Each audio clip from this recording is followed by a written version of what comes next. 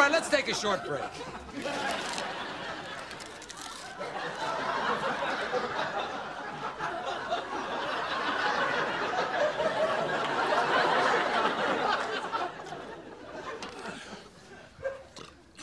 Okay, we're back.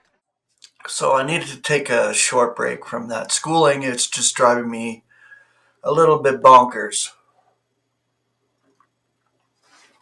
Just hard.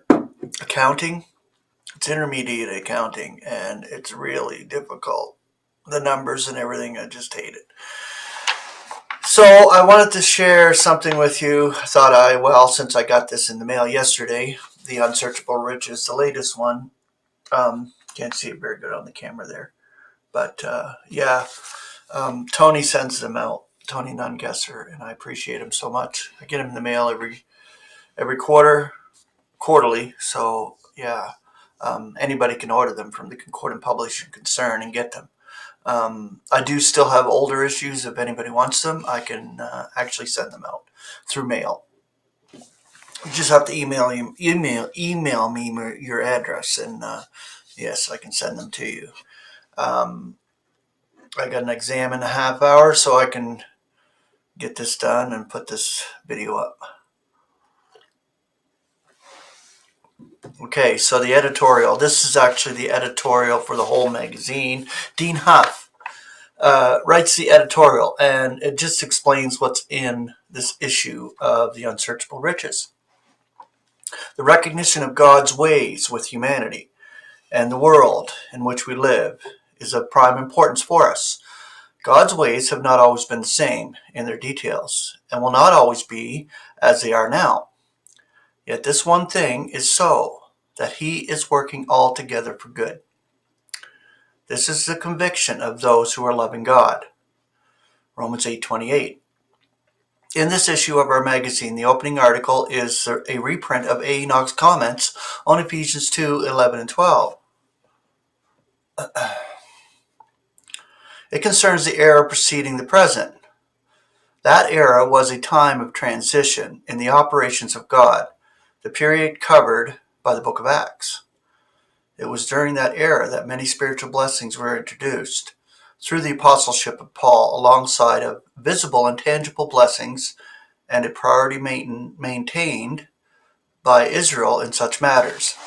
Paul describes the situation in Ephesians 2:11 and 12 in terms that seem puzzling to us who never lived in that transitional period.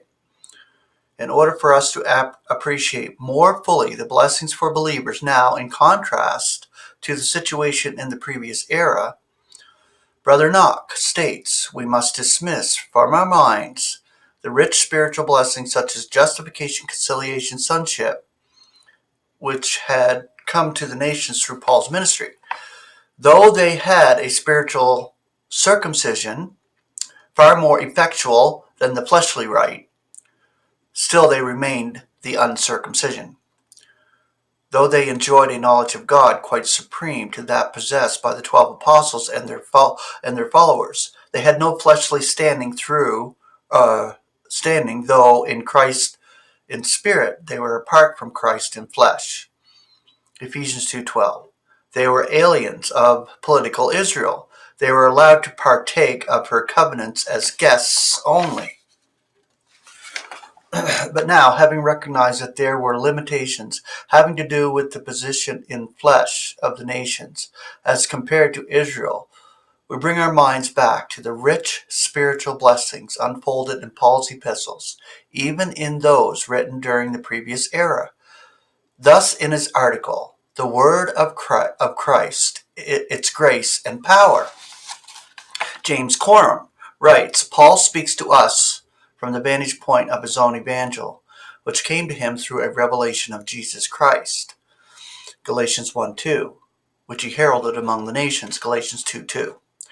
He does not even take up the many details of the personal ministry of Jesus, those things associated with the Lord's personal entrance to the entire peoples of Israel. Acts 13:24, Matthew 15:24. Similarly, John H. Essex traces steps toward our always being together with the Lord. as revealed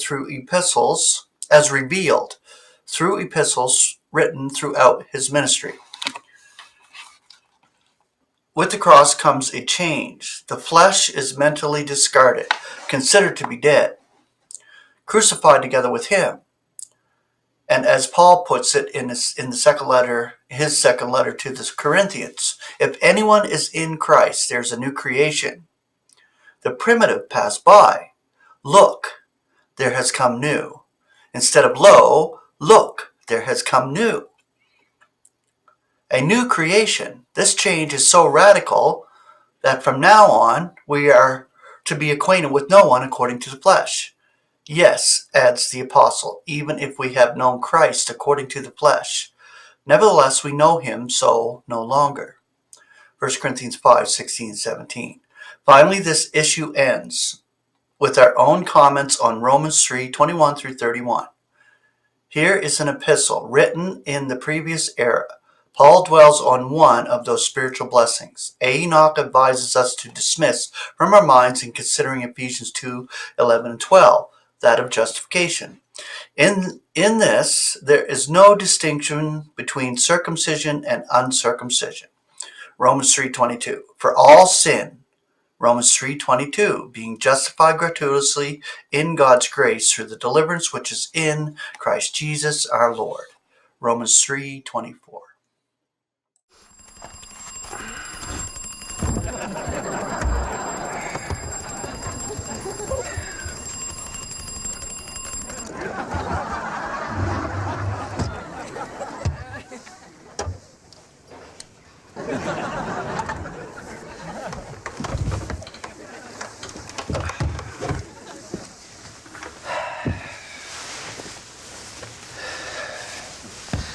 Lunch.